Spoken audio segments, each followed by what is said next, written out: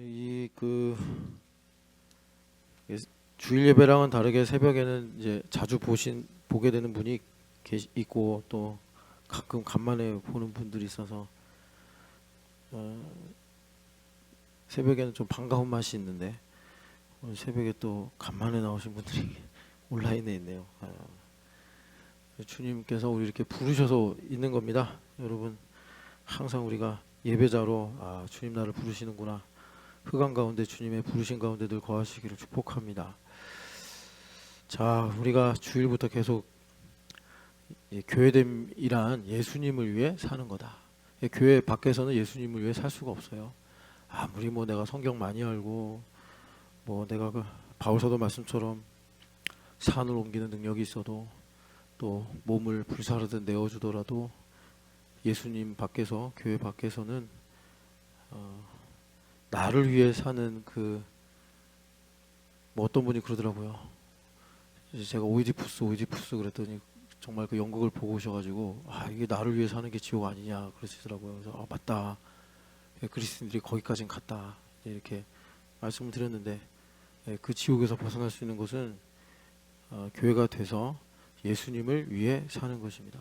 근데 예수님을 위해 사는 것이 사실 여러분 오늘은 애들이 하나도 안 하는데 저기 뒤에 보니까 이제 지우랑 성빈이가 자고 있더라고요. 성빈이가 엄마를 위해 어떻게 살겠습니까? 그러죠? 근데 이제 엄마는 지우야, 성빈아 고맙다 그러죠. 왜냐하면 그 아이들이 행복한 게 이제 부모의 기쁨이니까. 예수님을 위해 산다는 것도 그런 겁니다. 하나님 우리를 사랑하셔서 우리를 기뻐하시니까 고맙다. 이제 부모가 말하듯이 사랑한다. 너가 날 위해 사는구나. 이렇게 이제 말씀하시는 거지. 사실은 우리가 이제 말하자면 하나님 뜻대로 사는 거죠. 예수님을 위해 산다 이게. 그래서 예수님을 위해 산다는 것을 이제 우리가 여기서도 이제 말씀하시지만 성경에서 에베소서, 골로새서 여기서도 이제 아주 자명하게 말씀하시는데 내가 옛사람을 벗고 새 사람으로 사는 거구나. 그러니까 새 사람으로 산다는 거는 이제 죄 때문에 이런 이제 진리가 있게 된 건데, 그러니까 맨날 하나님 빚으시는 거예요. 맨날 창세기 이제 1장, 2장. 1장은 이제 천지 창조, 2장은 사람 창조인데 하나님께서 천지 창조를 통해 말씀하시는 것은 만물을 말씀으로 창조하셨다. 지금도 말씀으로 움직이고 계신다.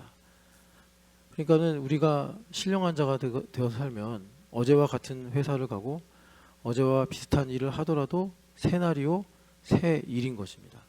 그러니까 내가 주인 돼서 살면 새 일이 아니라 옛일, 낡은 일, 재미없는 일, 후패한 일 이런 게 되고, 아무리 거기에 즐겁고 여행을 다니고 이사를 하고 차를 사도 내 이제 안목이나 내 이제 피부에 실감되는 것만 좀 새로운가 이런 느낌이지. 여러분들도 이제 다 해봤잖아요. 이사도 가보고 세상에서 크고 작은 성공도 해보고 행복도 좀 가져봤다가 잃어보기도 해보고 했잖아요.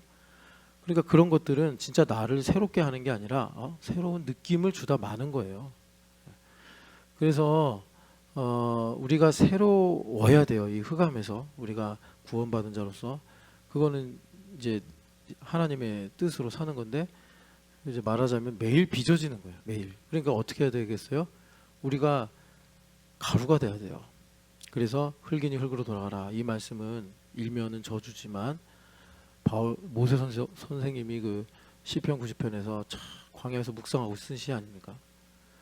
이게 축복이구나.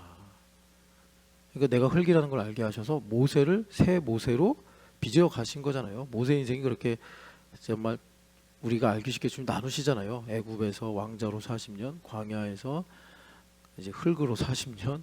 그래서 이제 그 흙이 빚어져서 하나님의 종으로 40년 이렇게 사시잖아요. 여러분, 그래서 우리가 교회가 된다는 것은 이제 제사법으로 말하면 우리가 소제가 되는 거예요. 소제가 되어서 예수님과 하나가 돼가지고 하나님께 드려지는 건데, 그래서 17절의 말씀처럼 새로운 피조물이라. 뭐죠? 빚어지는 거예요. 어제 슬펐다가도 우리가 그 하나님 마음을 감찰하셔서 무슨 일을 하신다고 했어요? 어제는 울음이 깃들었으나 이제 아침에는 내가 기쁨으로 깨어난다. 시편에 이제 그런 고백들 많잖아요. 주님께서 그렇게 우리를 날마다 빚으시는데 이 빚으시는 주님의 손길에 또는 숨결에 여러분 하나님을 맡겨 드리기를 축복합니다. 그래서 뭐 이러나 저러나 새벽에 나와서 기도하는 것보다 좋은 게 어디 있어요? 그죠? 새벽에 나와서 좋아하는 것보다 기도하는 것보다 좋은 게 또 뭐가 있어? 그죠? 그렇잖아요. 선유처럼 대답을 안 하네. 선유는 아무리 불러도 나한테 대답을 안 해주는데. 자, 그래서 우리가 이 고린도후서 15장 말씀을 보니까 바울 사도가 아주 그 고린도 전서 후서를 보시면서 이제 우리가 맥락을 보면 바울이 참 사도냐 이 문제가 지금 고린도 교회 성도들에게 계속 도전하는 문제예요. 근데 역사적으로 사실적으로 또 성경적으로 바울 사도 말고 누가 저기 고린도 교회 사도라고 하겠어요. 베드로 사도 모르겠어요. 뭐 와서 한번 설교하고 갔는지 아니면 그냥 소문으로 들어서 알고 있는 건지 모르겠는데 베드로 사도는 아마 뭐 이 마게도냐 아가야 지방에 갈 일이 없었을 거예요. 많이 다니셔봐야 저쪽 이제 팔레스틴 남부나 북부 왔다 갔다 하셨겠죠. 유대인의 사도니까. 그런데 뭐 베드로냐 뭐 아볼로냐 이러면서 이제 사분오열돼 있잖아요. 그런데 이 문제가 이제 고린도 교회에서 바울의 입지 문제로 끝나는 게 아니라 고린도 교회 성도들이 믿는 복음의 문제로 가는 거예요. 사실 여러분 아시겠지만 뭐 아볼로나 베드로 사도가 그 고린도 교회에 폐를 끼칠 게 뭐가 있겠어요, 그죠? 성경에 보면. 그런데 계속 이제 고린도 전서 후서에 이름은 나와 있지 않는데 이제 바울이 계속 말씀하는 여기도 보면은 우리가 읽은 13절 13절 위에 외모로 자랑하는 자들 이제 요 녀석들 때문에 이제 바울 사도가 골치가 아픈 건데 아마도 이제 좋은 교회들 좀 이제 자기들이 비빌 언덕 있는 교회들만 돌아다니면서 이제 말씀을 파는 사람들이에요. 그러니까 여기서도 바울 사도가 고린도 전서에서 강조하는 것이 내가 너희들에게 어떻게 복음을 전했냐 하면서 이제 고린도 교회 가서 복음을 전하려고 했더니 워낙 사람들이 드세고 또 우상 숭배도 심하고 그래서 아테네에서도 이렇게 복음을 전하다가 몇 명만 전도하고 이제 고린도 도시로 이렇게 들어오신 거잖아요. 그래서 다른 도시로 가야겠다 하는 마음이 있었는데 예수님께서 꿈에 여기에 대해 백성이 많다 해가지고 계획과 다르게 이제 1년 6개월 동안 고린도 도시에 머무셨는데 뭐 워낙 뭐 세상 말로 개차반 같은 상태이기 때문에 뭐 헌금을 해라 교회 와서 봉사해라 말을 못 하는 거예요. 말을 못 하는 거예요.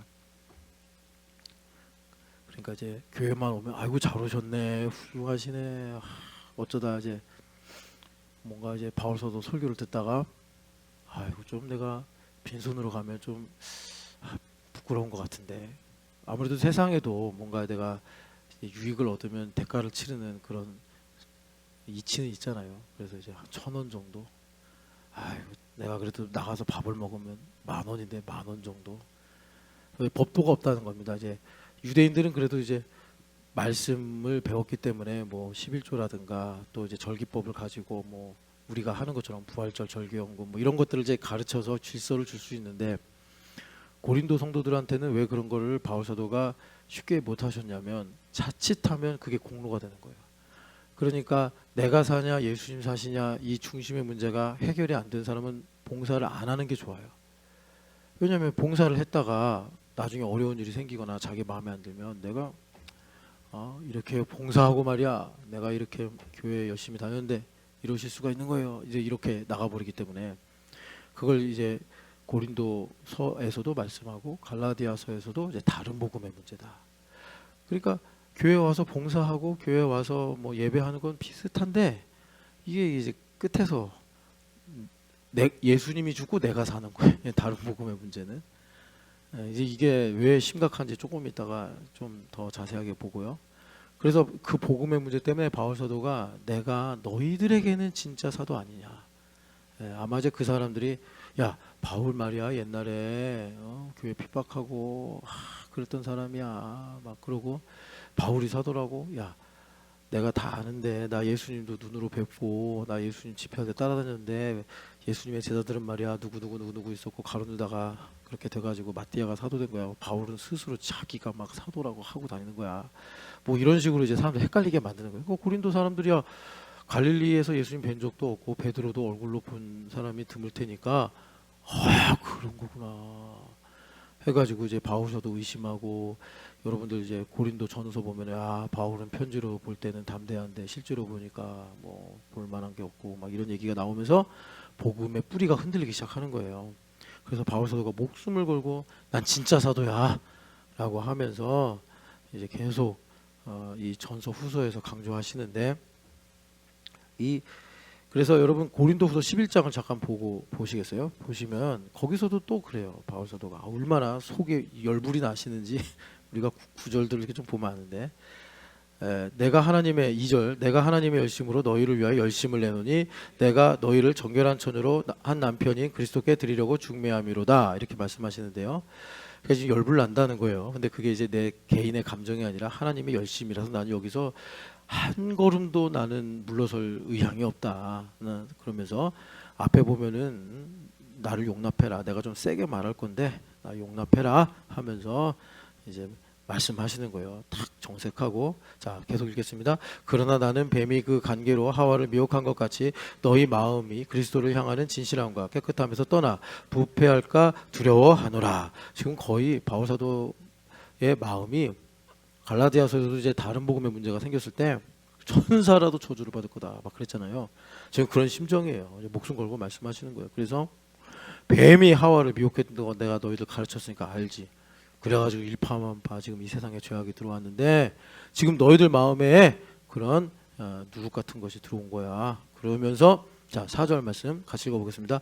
만일 누가 가서 우리가 전파하지 아니한 다른 예수를 전파하거나 혹은 너희가 받지 아니한 다른 영을 받게 하거나 혹은 너희가 받지 아니한 다른 복음을 받게 할 때는 너희가 잘 용납하는구나. 그러니까 바울 사도가 1년 6개월 동안 고린도 교회에서 복음 전하시고, 또 지난번에 말씀드린 것처럼 이제 고린도후서 말미에 가면 내가 3번째로 방문할 건데, 그러면서 2번은 방문하셨는데 첫 번째는 처음 가신 거고, 두 번째는 에베소 사역하시다가 고린도 교회 상황이 심각해요 해가지고 갔는데 거의 문전박대 당하는 식으로 오셨단 말이에요. 그리고서 지금 이제 고린도후서를 다시 쓰시는 건데, 여기 보면은 내가 너희들에게 말씀 가르치고 그럴 때는 새벽 예배에 나와라 그러면 새벽 예배도 안 나오고, 뭐 이거 해라 그러면은 딴 거 하고, 그렇게 말을 안 듣더니 가가지고 다른 복음을 전하니까 말이야 막 아멘하고 뭐 열심히 하겠습니다 그러고 잘도 용납하는구나. 그러면서 바울 사도가 이제 약간 좀 개인적인 감정도 들어가신 것 같아요. 그래가지고 나는 지극히 크다는 5절 보면은 니들이 그렇게 나랑 비교해서 말이야 뭐 나의 출신이나 나의 배경을 의심하는데 나는 그런 사도들보다 조금도 부족한 게 없어. 그래서 한번 내 스펙 알아볼래 하면서 이제 나중에 보면은 그들이 히브리인이라고, 나도 히브리인이야 막 이러면서 말씀하시죠. 그래서 얼마나 점점 이제 바울 사도의 마음이 지금 이제 강해지시냐면 13절부터 15절 가겠습니다. 그런 사람들은 거짓 사도요 속이는 일꾼이니 자기를 그리스도의 사도로 가장하는 자들이라. 이것은 이상한 일이 아니라 사탄도 자기를 광명의 천사로 가장하나니 그러므로 사탄의 일꾼들도 자기들을 의의 일꾼으로 가장하는 것이 또한 대단한 일이 아니니라. 그들의 마지막은 그 행위대로 되리라. 아멘. 그래서 바울 사도가 이제는 그분들에 대해서 외모를 자랑하는 자들이다라는 정도가 아니라 그들은 말이야 광명한 천사로 위장하는 사탄과 같이 거짓 일꾼이야 막 이러시면서 한번 끝을 보자고 이제 이러시는 거예요. 그래가지고 23절도 보면은 그들이 말이야 너희들 꼬시면서 내가 진짜 일꾼이야 이러는데 정신없는 말 하고 있네 하시면서 이제 바울 사도가 또 내가 어떻게 살아왔는지 알아? 그러면서 내가 이렇게 살았고 저렇게 살았고 쭉 말씀하시면서, 그런데 내가 너희들한테 이런 거 하나 자랑했어? 내가 너희들한테 이런 거 내가 보상해 달라고 했어? 내가 너희들한테 자랑한 건 뭐야? 그러면서 30절에 우리가 잘 아는 부득불 자랑할진대 나는 나의 약한 것만을 자랑하리라, 이렇게 말씀을 하시는 겁니다. 제가 왜 이것을 약간 좀 여러분들에게 이렇게 좀 실감하시라고 말씀을 드리냐면, 성령 하나님께서 우리 안에 다른 복음에 대해서 이렇게 분노하시기 때문입니다. 그래서 소멸하는 불이라 질투하신 하나님이라라고 말씀하시는 거예요. 왜냐하면 다른 복음의 문제가 하나님 입장에서 보면 우리를 잃어버리게 만들어요. 잃어버리게 만들어요. 그래서 바울 사도가 지금 이제 고린도 교회 2000년 전이죠. 그때 이 정황을 두고서 지금 여러분 좀 느낌이 오시죠? 바울 사도가 얼마나 속상한지, 얼마나 지금 열불 나시는지. 뭐 그 갈라디아서에서 여러분 바울 사도가 물론 이제 되게 군사 같은 이미지도 있지만 고린도전서 13장을 쓰신 분이잖아요. 아주 대표적인 사랑의 장이잖아요. 그런 분이 이 다른 복음의 문제에 대해서는 그들은 사탄 아니냐 막 이렇게까지, 그죠? 그들이 그리스도 일꾼이라고. 근데 그 사람들이 뭐 교회를 핍박하거나 그런 사람들이 아니에요. 와가지고 뭐 하나님 말씀 전하고 막 같이 기도하고 막 이러면서 이제 그 고린도 교회에 누룩을, 그러니까 인본적인 갈라디아 성도들이 문제가 생겼을 때 할례 받으면 돼 이랬던 것처럼 이제 그렇게 영적인 분별력 없이 한 건데, 바울 사도가 그 문제에 있어서는 아주 심각하게 정신없는 사람들이네 막 이러면서 말씀을 하시고 계시더라.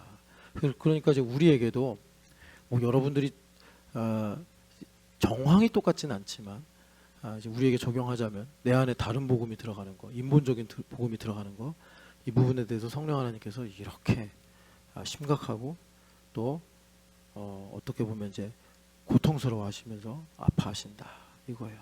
그러면 다른 복음의 이 문제가 뭐냐? 다른 복음의 문제를 여러분, 그러니까 다른 복음 말고는 다른 호칭이 없어요. 그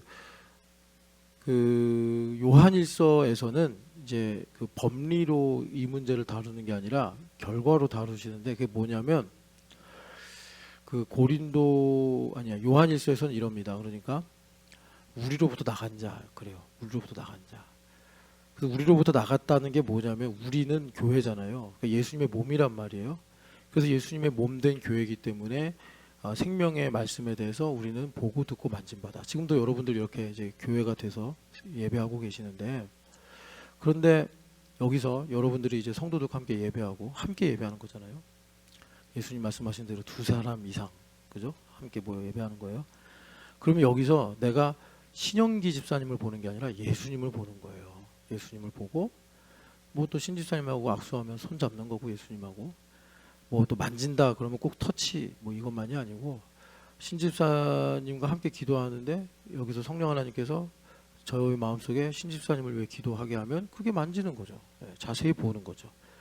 그렇게 해서 성육신의 믿음처럼 예수님을 사실로 리얼리티로 우리가 경험하고 또 예수님 말씀하신 대로 먹고 마시는 그런 일들이 교회에서 일어나는데, 그런데 이제 나중에 보겠지만 후메네오와 알렉산더 같은 사람들은, 또는 데메드리오 같은 사람들은 이제 허물을 보고 문제를 지적하면서 이제 우리라고 하는 이 예수님의 몸된 교회로부터 떨어져 나가가지고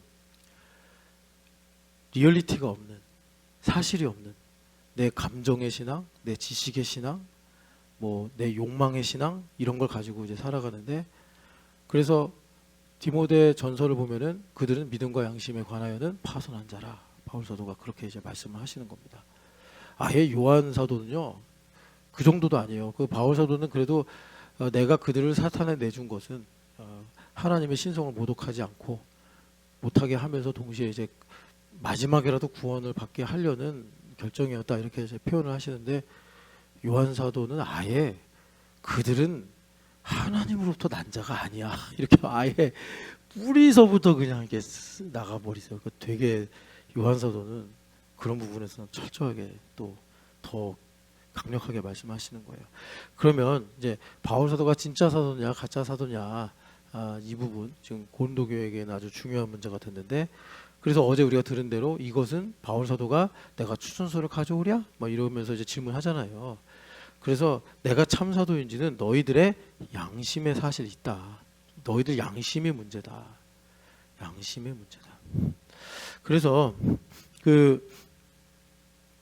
제가 지금 정확한 장절이 기억이 안 나는데 아마 고린도 전서였던가 싶어요.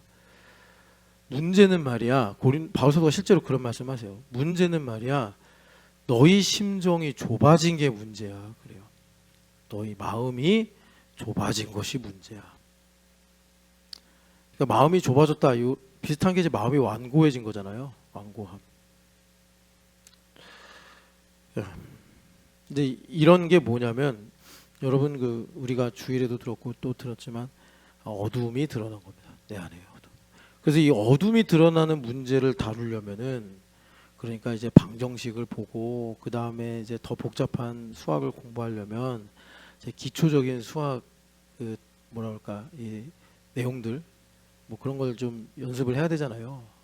깨달아야지 그 다음 단계로 넘어가는 것처럼 어둠이 드러나는 이 문제는 그러니까 단단한 음식을 먹는 거예요. 예수님께서 나를 행복하게만 해주시면 신앙생활하는데 뭐가 문제가 있어요. 그런데 내가 새벽에 와서 기도하고 내가 더 주님을 가까이 하려고 하는데 아니 어둠이 드러나네. 이게 사실 이게 갈라디아서의 문제였거든요. 그리스도께서 죄를 드러나게 하시면 너희를 죄를 짓게 하시는 분이냐. 바울 사도가 그렇게 말씀하시잖아요. 그런데 너희들은 죄에 대해 죽었잖아. 이제 바울 사도가 말씀하시는 거예요. 그래서 이 어둠을 드러나게 하셔서 이제 바울 사도가 에베소서, 그러니까 여러분 그 바울 사도의 서신도 이게 다 시기가 있잖아요. 갈라디아서, 고린도전서 같은 경우는 좀 초창기의 서신이고 골로새서, 빌립보서, 에베소서는 바울 사도가 이제 원숙한 상태에서 쓰신 거예요. 그래서 좀 더 완성 깊이가 더 깊다 이렇게 볼 수 있는데 에베소서 보니까 교회에서 뭐 하신대요? 우리 주님께서 어둠을 빛으로 바꾸신다 이렇게 말씀하시는 거예요. 마치 그 포도주를 물로 바꾸시듯이. 그러려면 우리가 어떤 걸 마스터를 좀 해야 되느냐, 어떤 걸 마스터를 해야 되냐면 입으로 들어가는 게 나를 더럽게 하는 것이 아니라 내 입에서 나오는 게 나를 더럽게 하는 거다. 여러분 이제 이 정도 계속 제가 매일 말씀드리니까 귀가 달지 않으세요? 이제 귀가 막 뻥 뚫리지 않으세요? 이렇게 많이 말했는데 그런데 놀라운 것은 아까 바울 사도가 그러잖아요. 너희가 내가 그렇게 입으로 들어가는 게 나를 더럽게 하는 게 아니라 입으로 나오는 게 나를 더럽게 하는 거야 라고 제가 이렇게 말해도 이제 여러분들 각자 가끔씩 이제 만나면 새카맣게 까먹고 내 입으로 들어오는 것 때문에 못 살겠다고 난리를 치고 있단 말이에요. 그런데 또 딴 데 가서는 다른 예수, 다른 영, 다른 복음은 잘도 용납하고요. 저도 열불나죠. 그래서 여러분 그냥 오늘은 좀 포기하고 기도를 하세요. 하나님 이제는 그냥 입에서 나오는 것이 나를 더럽게 하는 거라고 믿겠습니다. 좀 이제 항복 좀 하세요. 계속 입으로 들어가는 게 나를 더럽게 하는 게 아니고 입에서 나오는 게 더럽게 하는 거라니까. 그러니까 윤실 집사님 그냥 오늘 포기하고 신 집사님이 윤실 집사님을 힘들게 하는 게 아니라 허윤실이 허윤실을 힘들게 하는 거야.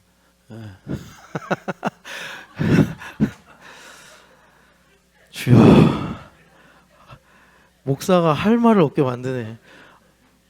그렇죠. 이제 내가 문제입니다 이거죠. 이제 오이디푸스처럼. 그죠. 가슴 4번 치면서 기도하세요. 사랑하지 말았어야 할 사람이 사랑했고 태어나지 말았어야 할 아이들을 내가 낳았고 이러면서. 자, 근데 여기 이제 양심이 문제다. 그러면서 양심은 뭐겠어요?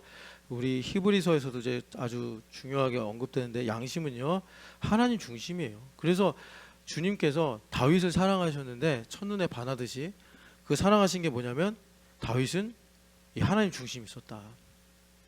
하나님 중심이 있었다. 그래서 우리가 복잡하고 힘들어지는 게 뭐냐면 하나님 중심이 아니라 이제 나 중심이 되면 이제 모든 게 복잡해지는 거예요. 그래서 하나님 중심이면 바울 사도가 사도라는 것이 전혀 어렵지가 않아요. 왜냐하면 역사적 사실이에요.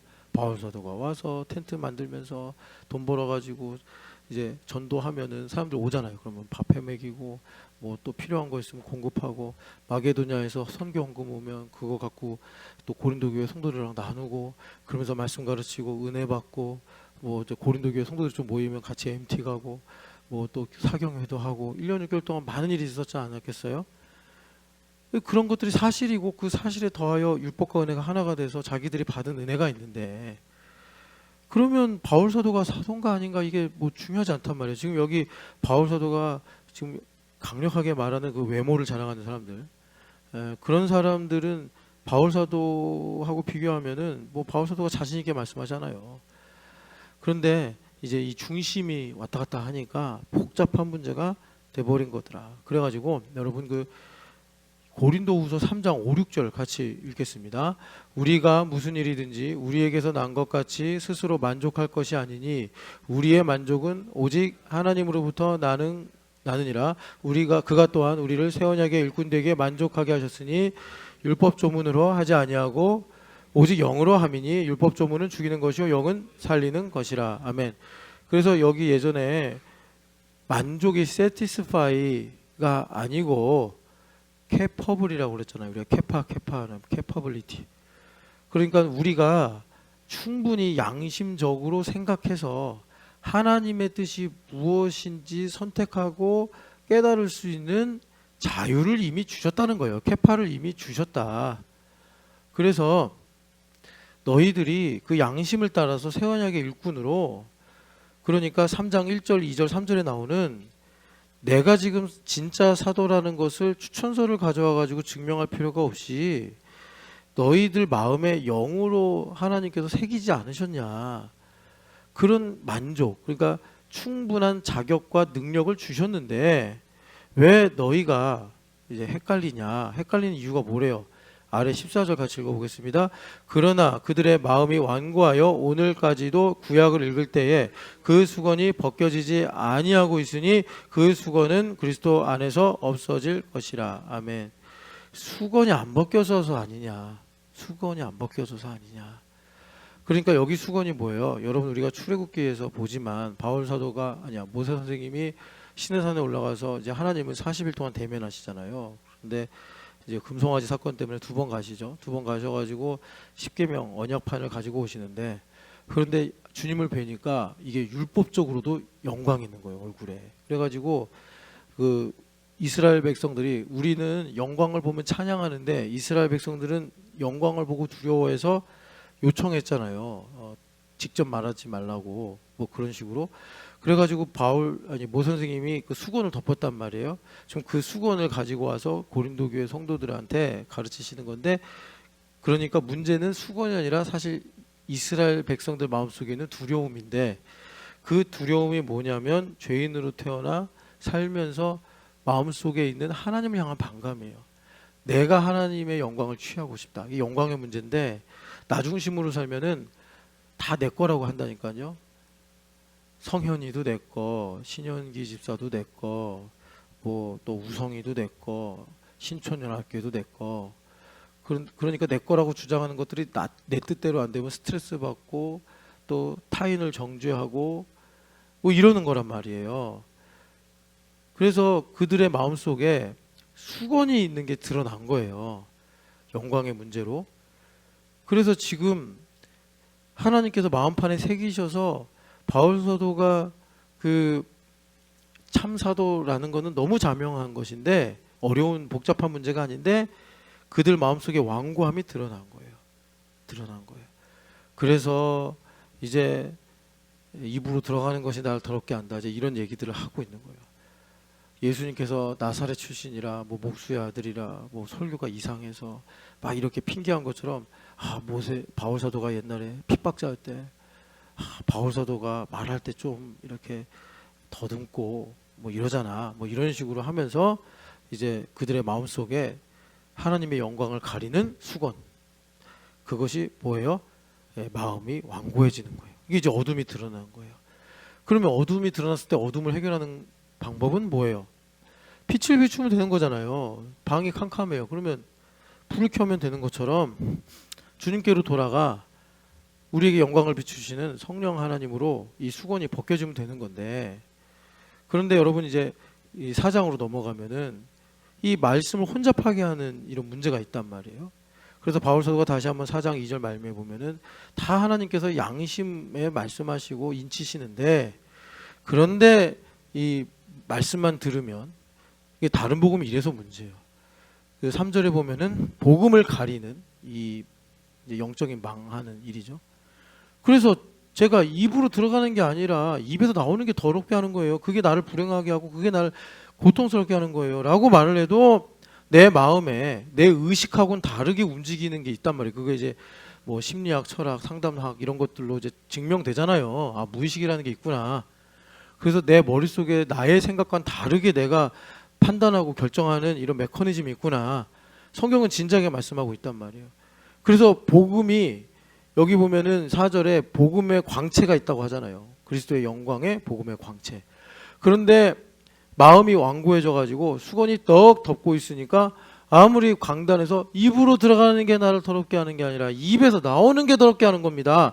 해도 망하는 자들에겐 가리워져서 혼미케 한다는 거예요. 4절에 보면은 이 세상의 신이 믿지 않은 자들의 마음을 혼미케 하여. 여기 믿지 않은 자들이 여러분 고린도 교회 안 다니는 고린도 도시의 사람들이겠어요? 고린도 교회 안에 있는 사람들이요. 안에 있으면서 바울 사도가 진짜 사도야? 이러고 있는 거예요. 지금 우리 교회로 말하면 입으로 들어가는 게 너를 더럽게 하는 게 아니라 입에서 나오는 게 더럽게 하는 거야. 지금 바깥에 있는 문제가 아니라 내 안에 있는 문제가 문제야. 이렇게 말을 지금 해도 수건이 딱 덮고 있으니 말씀의 본질은 빛인데 빛이 딱 비추어져서 내 마음이 완고한 거구나. 내가 생사람 잡고 있구나. 그래야 되는데 이게 지금 반대로 가고 있다 이거예요. 바울 사도의 사도권이 문제가 아니라 바울 사도의 과거의 이력이 문제가 아니라 바울 사도의 외모가 문제가 아니라 지금 고린도 교회 성도들이 가지고 있는 어둠을 드러내셔서 하나님께서 고린도 교회를 든든하게 세우시려고 그러는데 이게 지금 안 되고 있다. 그래가지고 바울 사도가 6절에 보시면 어두운데 빛이 빛이라 말씀하신 거 너희들 창세기 내가 설교할 때 들었지 않았냐. 그것을 지금 주님께서 똑같이 그리스도의 얼굴에서 너희들을 비추어서 하나님 영광을 알게 하시는데 금송아지 섬기던 이스라엘 백성들처럼 하나님 영광이 아니라 자기 영광을 취하니까 이 빛이 지금 너희들에게 가지 않는 거 아니냐. 이렇게 말씀을 하시는 겁니다. 그래서 이 양심을 바울 사도가 여기서 되게 중요하게 말씀하시는데 다시 우리가 읽었던 13절 본문으로 오면은 이제 양심의 문제를 이렇게 정리를 하십니다. 하나님을 위해서는 미치는 것이요. 또 너희니까 우리의 현실이겠죠. 내가 직장 생활하고 내가 가족을 대하고 내가 현실의 문제를 진단할 때는 이제 지혜롭고 온전하다 이거예요. 그러니까 하나님께 미쳤다는 거는 이제 crazy가 아닙니다. 그러니까 NLT 성경 보면 이제 쉽게 번역하려고 crazy로 번역을 했는데 여러분들이 그 NASB 이런 성경을 보면은 beside oneself, 그러니까 beside ourselves 이렇게 이제 번역을 했어요. 그러니까 자기를 부인하는 거예요. beside oneself. 나를 넘어간다 이런 뜻이겠죠. 그러니까 내가 생각하는 것이 내가 아니요. 뭐겠어요? 하나님께서 말씀하시는 것이 나구나. 이 말을 좀 더 이제 여기 이제 미쳤다라는 말 좀 더 이제 설명을 해드리면 지금 내가 볼 때는 이제 이게 문제인데 하나님께 미친 사람 여기 미쳤다고 하는 말은 뭐냐면 이게 문제가 아니라 나와 하나님과의 관계의 문제구나 이거예요. 파도가 쳐요. 내가 바다 위를 걸어가는데 파도가 치고 바람이 불어. 그러면 파도 바람이 두렵네. 이러는 게 당연한데 예수님 뭐라고 하냐면 너가 날 안 봤기 때문이야. 파도와 바람을 보니까 두려움이 생기는 거지. 너가 지금 나를 보면 네가 왜 빠지겠니? 주님 그러시는 거예요. 그게 하나님께 미치는 거예요. 그러니까 우리가 이제 우리 신촌연합교회에게 주님께서 지금 이제 이게 메인으로 말씀하시는 주제가 뭐냐면 신령한 사고를 하라는 건데 이 신령한 사고가 뭐냐? 그러니까 지금 주님께서 어둠에서 빛으로 우리를 옮기시는데 그 말은 다시 말해 어둠을 통해서 그러니까 어둠을 빛으로 바꾸시는 일을 하시는데 그런데 내가 계속 자기중심적이에요. 나를 기준으로 생각해. 나를 기준으로 생각하면은 이제 보이는 것만 가지고 판단을 한단 말이에요. 내가 모르는 것 갖고는 생각할 수 없으니까. 그래가지고 되게 그럼 현실적으로 똑똑하냐? 아니란 말이에요. 현실에서 미치광이로 살고 하나님께는 멍청이로 사는 거예요.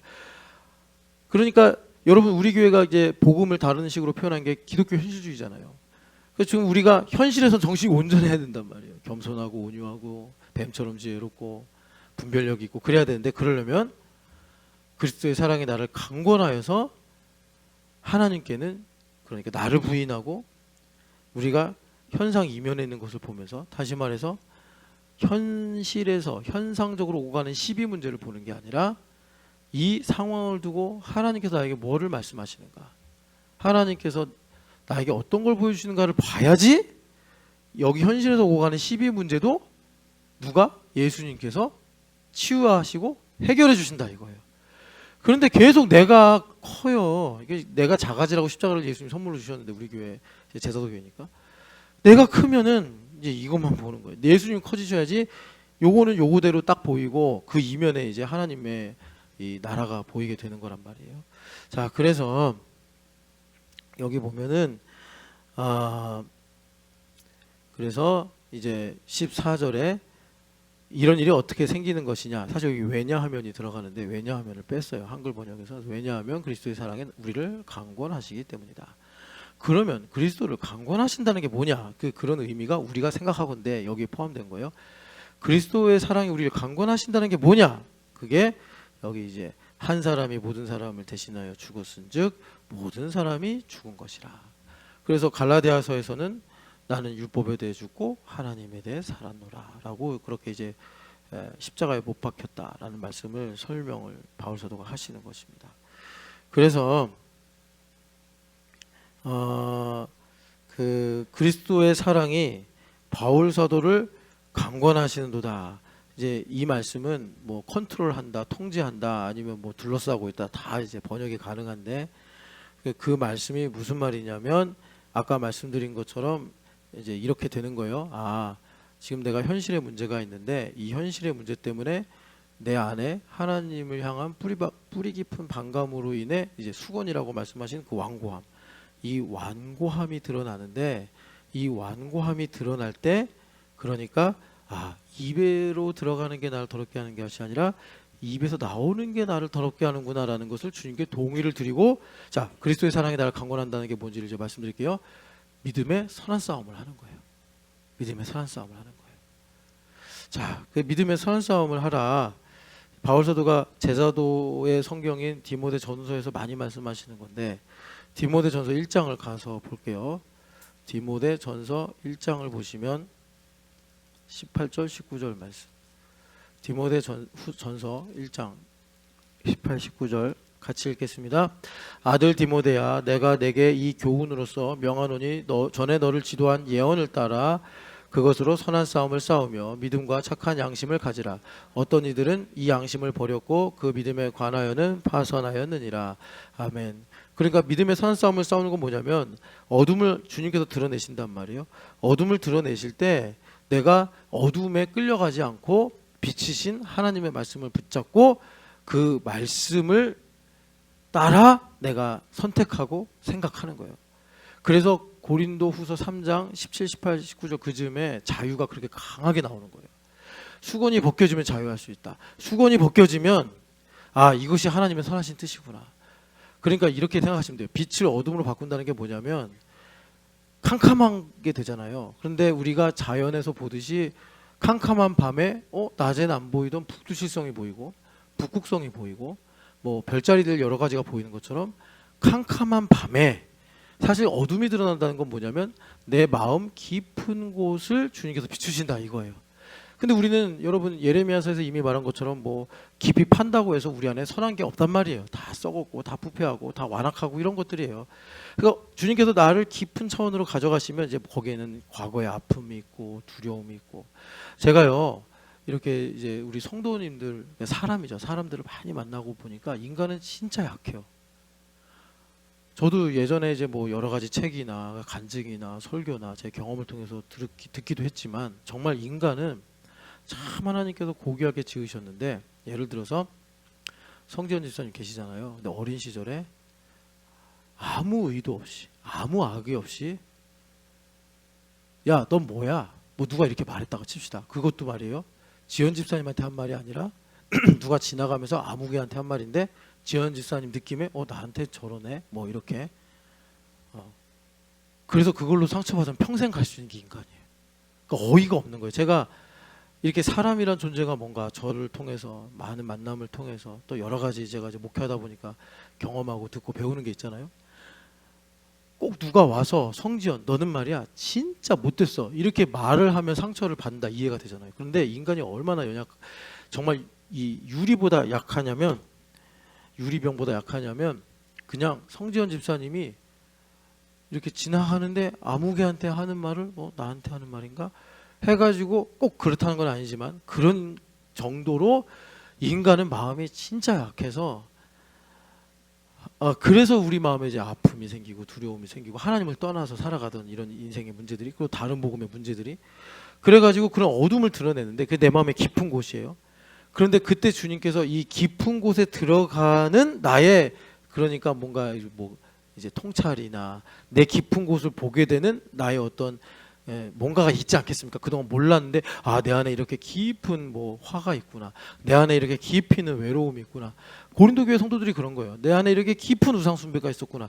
이런 것들이 드러나는데 그때 우리는 어떤 사람이에요? 그러다 할지라도 죄에 대해 죽고 율법에 대해 죽고 또 하나님의 자녀가 된 사람이요 또 거룩한 백성이 된 사람들이잖아요. 그걸 가지고 연역적으로 보는 거예요. 그 상황을 내 감정이나 내 눈앞에 있는 사람이나 내가 지금 처한 현실을 보는 게 아니라 약속의 말씀을 가지고 나는 하나님의 자녀지, 나는 왕같은 제사장이지, 나는 거룩한 하나님의 종이지, 이걸 가지고 보는 거예요. 난 예수님의 제자지 라고 보니까 밤에 뭐가 보이는 거예요? 별자리가 보이는 거예요. 이걸 주님께서 이제 제가 설명한 그러니까 이렇게 해서 어둠을 빛으로 바꾸신다 이거예요. 어둠을 빛으로 바꾸. 그럼 우리는 밤에 쫄아가지고 무서워 막 눈물 흘리고 이러는 게 아니라 진짜 하나님 만드신 별이 기가 막히게 아름답구나 그러면서, 진짜 별을 움직이시는 거말로 엄청난 능력 아니에요? 태양보다 몇 배가 큰 행성들, 셀 수 없는 그런 별들을 하나님께서 성실하게 다 움직이시는 거잖아요. 그런 하나님의 스케일이 내 인생에 들어오는 거예요. 그러니까 나의 과거의 아픔과 슬픔, 말로 설명할 수 없는 내 마음의 심정이 은혜로 덮여지는 거예요. 쫙 덮여지는 거예요. 그러면 이제 아침이 온다 이겁니다. 시편에서 그 고백을 우리한테 많이 말씀해 주죠. 그래서 여러분, 그래서 어둠이 드러날 때 우리 뭐 해야 돼요? 바울 사도도 그랬잖아요. 바울 사도 같이 훌륭한 분도 유언서를 쓸 때 디모데후서 4장 7절, 내가 믿음의 선한 싸움을 다 싸우고 달려갈 길을 마치고, 그리고 뭐라고 그러세요? 이 위대한 사도께서 믿음을 지켰다 그러시는 거예요. 그 선한 싸움을 뭐 마귀랑 싸운 게 아니에요. 바울 사도가 마귀는 거짓말쟁이니까 그의 관계를 분별해서 대적하라. 대적하면 돼요. 동의를 안 하면 된다고. 야, 너 슬프지? 아니, 안 슬퍼. 야, 지원아, 너 섭섭하지? 안 섭섭해. 이런 거예요. 그렇게 될 때 이제 주님께서 나의 동의를 받으시고 나를 위해 이제 나를 대신하여 싸우시는 거고, 나는 그럼 누구랑 싸우는 거겠어요? 거기에 이렇게 흔들리는 나랑 사실 싸우는 거예요. 그게 믿음에서 하는 싸움이에요. 그게 뭐겠어요? 나라고도 할 수 있는, 그것도 역시 나죠. 옛사람을 벗어버리고 새 사람을 입는 거예요. 옛사람을 벗어버리고. 그래서 여러분, 그 데살로니가 전서를 가시면 이 데살로니가 교회가 훌륭해가지고 바울 사도가 격려하시면서 참 너희들이 믿음 잘 지키고 있어 이러시면서 이제 마지막에 권면을 뭐라고 그러세요? 자, 6절 읽어보겠습니다. 그러므로 우리는 다른 이들과 같이 자지 말고 오직 깨어 정신을 차릴지라. 그러니까 그 앞에 뭐라고 그래요? 너희들은 밤에 속한 게 아니라 빛의 아들이요 낮의 아들 아니냐. 그러니까 밤이 온단 말이에요. 전지현 섭섭하지 그러면서 이제 다 어둠이 오는 거예요. 그래서 정지현 집사님이 정신을 못 차리면 난 밤의 자녀구나. 그럼 이제 목소리가 변하는 거예요. 갑자기. 정신을 차리라 말씀하시는 거예요. 전지현 넌 빛의 아들이 아니냐. 아들이 아니라 딸 아니냐. 너는 낮의 딸 아니냐. 정신 차려야지. 네가 왜 섭섭해. 네가 왜 외로워. 우성이가 뭐 집에 안 오고 교회에서 놀고 있어서 아니야. 너는 빛의 딸이야. 찬양해. 차는 거예요. 그러면 찬양하는 거예요. 그런데 자는 자들은 난 마저 외로워. 난 항상 외로웠어요. 오빠도 날 외롭게 했어. 일준 오빠 나빠. 아빠도 날 외롭게 했어. 막 다 외롭네. 내 인생은 맨날 외로워. 그럼 뭐예요? 밤에 자고 술에 취해 밤에 취한 사람들이라 이거예요. 그러면 안 된다는 거예요. 그래서 연역적으로 아니지. 난 낮에 속해 있지. 난 빛의 자녀지. 정신을 차리고 믿음과 사랑에 호심경을 붙이고 마음에 의의 흉배를 붙이라 이 말씀이죠. 구원의 소망에 투를 쏘야지. 예전에 항상 이제 그 군대에서 PRI나 이런 거 하면 이제 격한 훈련을 하면은 10분간 휴식 군인이 되자 그래요. 군인이 되자 10분간 휴식 하고서 이제 총 딱 놓고 하이바 이렇게 딱 걸어놔요. 10분이 지나면 집합 그런단 말이에요. 집합. 하이바 그럼 이렇게 쳐야 된다. 구원의 소망에 투고. 근데 그런 애들 중에 꼭 하이바가 없었습니다. 이런 애들이. 그러면 중대 전체가 이제 막 기합하는 이 미친 놈 때리고. 진짜 제 친구 이렇게 딱 쳐. 하이버가 없어졌습니다. 어딨어 하이버? 하이버 어디 갔죠? 정말 진짜 중대 그런 애들이 한 사람씩 꼭 있어요. 총구도 항상 위로 향하라고 하거든요. 이렇게 위로. 왜 이렇게 했다가 무섭잖아요 이게. 이러고 있어서 하이버, 하이버, 야 너 내 하이버 봤냐 너? 그래서 막 발로 차고 막 죽이려고 그러니까. 그런 사람도 있어요. 밤에 취해서 총구를 나한테 향하고, 목사님 제 하이버가 없어졌습니다. 다 하지 마. 내 구원의 소망의 투구가 어디 갔죠? 목사님. 아 진짜 그러지 마세요. 자, 그래서 우리는요 교회가 되어서 어두움의 밤이 와도 우린 빛에 속해 있고 주님께서 어둠을 빛으로 바꿔 주십니다. 그래서 여러분 골로새서 3장을 보고 이제 우리 같이 기도합시다. 골로새서 3장 보면은 이제 9절 보니까요, 이제 거짓말을 하지 마라. 이제 뭐 마귀의 거짓말 대적하라 이렇게 이해하셔도 되고, 옛사람과 그 행위를 벗어버리고. 이제 어둠이 왔어요. 그럼 옛사람이 올라온다는 거예요. 아, 이건 벗어야 되는 거구나 이렇게 생각하시면 된다는 거예요. 그게 5절에 땅의 지체를 죽이는 거예요. 그래야 우리 인생이 바뀌는 거예요. 우리가 그래서 교회됨의 복음인 거예요. 그 교회됨의 복음이 뭐냐면 내가 변하면 만물이 새로워지는 거예요. 죽었던 것들이 살아난다고. 그게 교회됨의 복음이에요. 그러니까 옛사람 올라오면 어떻게 돼요? 벗어버리면 되는 거예요. 슬픔이 올라와 벗어버리세요. 그냥 목욕탕 가면 벗듯이 벗어버리는 거예요. 그래서 새 사람을 입었으니, 10절 읽어보겠습니다. 새 사람을 입었으니 이는 자기를 창조하신 이의 형상을 따라 지식에까지 새롭게 하심을 입은 자니라. 아멘. 여기 지식이 뭐라고요? 베드로 사도의 에피그노스라고. 여기 지식이. 그래서 이 에피그노스까지 내가 새롭게 된다는 게 뭐예요? 나를 새롭게 안다 이거예요. 밤에 별자리를 보니까 거기에 하나님의 계획과 뜻이 보이는 거예요. 내 정체성이 새로워지는 거예요. 나는 이제 슬픔의 사람이 아니구나. 나는 이제 가난한 사람이 아니구나. 나는 이제 원망하는 사람이 아니구나. 예수님을 아까 전에 이제 우리가 16절에서 본 것처럼 이제 우리는 그리스도를 육신으로 알지 아니한다 이렇게 했잖아요. 나도 육신으로 아는 게, 나를 육신으로 알면은 내 이전에 뭐 여러 가지 경험과 아픔을 갖고 나를 판단할 텐데, 이제는 하나님의 계획과 뜻을 가지고 나를 판단하니 지식에까지 새로워지는 거예요. 그래서 11절 말씀이 상당히 중요한 말씀인데, 사실은 거기에는 헬라인이나 유다인이나 할레파나 무할레파나 그리고 야만인, 이게 바바리안이거든요. 영어로 보면 바바리안이나 스구디아인. 그러니까 여기 보면은 헬라인은 그래도 양반이에요. 왜? 문화가 있고 글자가 있고 철학이 있으니까. 야만인은 그러니까 더 이제 문명이 없는, 정말 전도하기 힘든. 근데 이 야만인, 바바리아인들보다 더 형편없는 거의 짐승 같은 스구디아인들까지도 거기에 그리스도가 계신다. 그러니까 정말 뭐 거의 유대인이나 헬라인이 보면은 전 사람이 아니라 저거 거의 짐승인데라고 하는 수구디아인들까지도 복음이 들어가면 거기에 그리스도가 계신다 이거예요. 우리의 인생에 내 마음 깊은 곳에 어둠이 아무리 짙고 강력하더라도 거기에 그리스도는 만유시요 만유 안에 계시니라. 요한복음 1장 1절 3절의 말씀처럼 태초에 말씀이 계시라. 이 말씀이 하나님과 함께 계셨으니 이 말씀이 곧 하나님이시라. 그래서 이 말씀이 하나님과 함께 계셨으니 뭐라고 그래요? 거기에 모든 것이 다 그로 말미암아 지어졌고 그가 없이는 하나도 내가 그리스도 예수 안에 있으면 내 인생에 한순간도 그리스도 없이 된 게 없다. 그래서 내가 빛을 발견한다는 건 뭐겠습니까? 그리스도가 내 안에 오셔서 나의 삶이 되어주시는 것입니다. 그렇게 여러분 하나님의 은혜를 누리시기를 축복합니다. 그래서 여러분 요즘에 유영국 씨 전시하잖아요. 그래서 그 사람이 한 말, 내 안에 산이 있다. 내 안에 그리스도가 계신단 말이에요. 그 말은 무슨 말이에요? 나의 인생은 다 그리스도다. 나의 삶은 다 그리스도다. 만유 안에 그리스도가 계신다.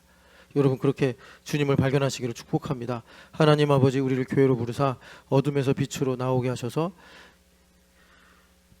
기이한 빛을 선전하게 하시는 줄을 믿습니다. 하나님, 오늘도 우리가 성령 하나님의 충만함으로 왕같은 세상으로 소유된 백성으로 또 하나님의 거룩한 자녀로 살아갈 수 있도록 은혜 더하여 주시옵소서. 부활하신 예수님의 이름으로 기도합니다.